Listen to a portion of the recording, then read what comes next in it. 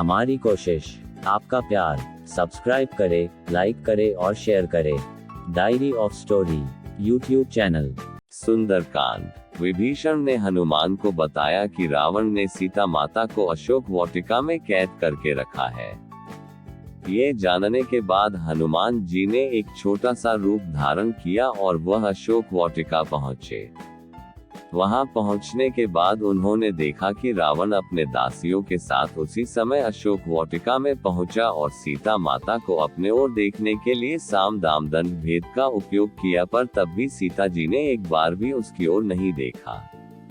रावण ने सभी राक्षसियों को सीता को डराने के लिए कहा, पर त्रिजटा नामक एक राक्षसी ने माता सीता की बहुत मदद और देखभाल की और अन्य राक्षसियों को भी डराया, जिससे अन्य सभी राक्षसी भी सीता की देखभाल करने लगे। कुछ देर बाद हनुमान ने सीता जी के सामने श्री राम की अंगूठी डाल दी।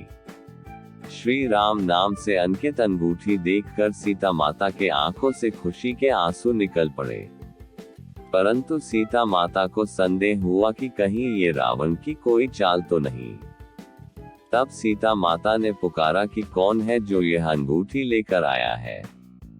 उसके बाद हनुमान जी प्रकट हुए, पर हनुमान जी को देखकर भी सीता माता को विश्वास नहीं हुआ। उसके बाद हनुमान जी ने मधुर वचनों के साथ रामचंद्र के गुणों का वर्णन किया और बताया कि वो श्री राम जी के दूत हैं। सीता ने व्याकुलता से श्री राम जी का हाल चाल पूछा। हनुमान जी ने उत्तर दिया, हे माते, श्री राम जी ठीक हैं और वे आपको बहुत याद करते हैं। वे बहुत जल्द ही आपको लेने आएंगे और मैं शीघ्र ही आपका संदेश श्री राम जी के पास पहुंचा दूंगा। तभी हनुमान ने सीता माता से श्री राम जी को दिखाने के लिए चिन्ह मांगा, तो माता सीता ने हनुमान को अपने कंगन उतार कर दे दिए। हनुमान जी को बहुत भूख लग रहा था, तो हनुमान अशोक वाटिका में लगे पेड़ों के फलों को खाने लगे। फलों को खाने के साथ साथ हनुमान उन पेड़ों को तोड़ने लगे। तभी रावण के सैनिकों ने हनुमान पर प्रहार किया, पर हनुमान ने सबको मार डाला। जब रावण को इस बात का पता चला कि कोई बंदर अशोक वाटिका में उत्पात मचा रहा है, तो उसने अपने पुत्र अक्षय कुमार को भेजा हनुमान का वध करने के लिए। पर हनुमान जी ने उसे क्षण भर में ऊपर पहुंचा दिया। कुछ देर बाद जब रावण को अपने पुत्र की मृत्यु का पता चला, वह बहुत ज्यादा क्रोधित हुआ।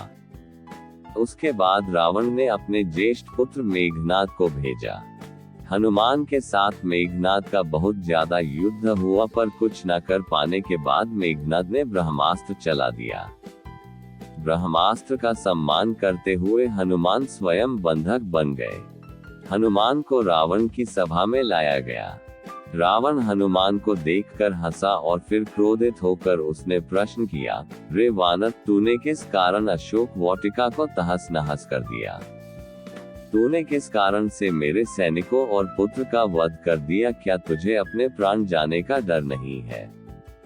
ये सुनकर हनुमान ने कहा, हे रावण, जिसने महान शिव धनुष को पल भर में तोड़ डाला, जिसने खर, दूषण, त्रिशिरा और बाली को मार गिराया, जिसकी प्रिय पत्नी का तुमने अपहरण किया, मैं उन्हीं का दूत हूँ।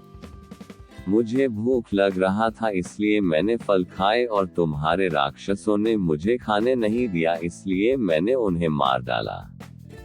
अभी भी समय है, सीता माता को श्री राम को सौंप दो और क्षमा मांग लो। रावण हनुमान की बात सुनकर हंसने लगा और बोला, रे दुष्ट, तेरी मृत्यु तेरे सिर पर है। ऐसा कहकर रावण ने अपने मंत्रियों को हनुमान को मार डालने का आदेश दिया। ये सुनकर सभी मंत्री हनुमान को मारने दौड़े। तभी विभीषण वहां आ पहुंचे और बोले, रुको, दूत को मारना सही नहीं होगा, यह नीति के विरुद्ध है। कोई और भयानक दंड देना चाहिए। सभी ने कहा, बंदर का पूंछ उसको सबसे प्यारा होता है, क्यों ना तेल में कपा डूबाकर इसकी पूंछ में बांध कर आग लगा दिया जाए। हनुमान की पूंछ पर तेल वाला कपा बांध कर आग लगा दिया गया। जैसे ही पूंछ में आग लगी, हनुमान जी बंधक मुक्त होकर एक छत से दूसरे छत में कूदते गए और पूरी सोने की लंका में आग लगा के समुद्र की ओर चले गए और वहां अपनी पूंछ पर लगी आग को बुझा दिया। वहां से सीधे हनुमान जी श्री राम के पास लौटे और वहां उन्होंने श्री राम को सीता माता के विषय में बताया और उनके कंगन भी दिखाए। सीता माता के निशानी को देखकर श्री राम भावुक हो गए। अब श्री राम और वानर सेना की चिंता का विषय था, कैसे पूरी सेना समुद्र के दूसरे ओर जा सकेंगे। श्री राम जी ने समुद्र से निवेदन किया कि वे रास्ता दे ताकि उनकी सेना समुद्र पार कर सके, परंतु कई बार कहने पर भी समुद्र ने उनकी बात नहीं मानी। तब राम ने लक्ष्मण से धनुष मांगा और अग्नि बाण को समुद्र पर साधा, जिससे कि पानी सूख जाए और वे आगे बढ़ सके।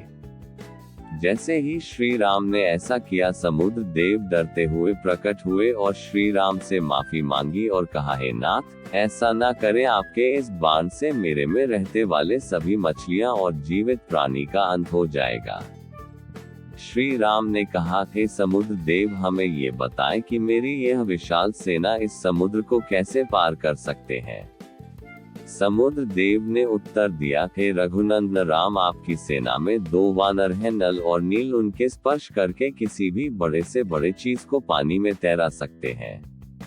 ये कहकर समुद्र देव चले गए। उनकी सलाह के अनुसार नल और नील ने पत्थर पर श्री राम के नाम लिखकर समुद्र में फेंक के देखा तो पत्थर तैरने लगा। उसके बाद एक के बाद एक करके नल नील समुद्र में पत्थर को समुद्र में फेंकते रहे और समुद्र के अगले छोर तक पहुंच गए। आगे का कथा दूसरे भाग में बताएंगे।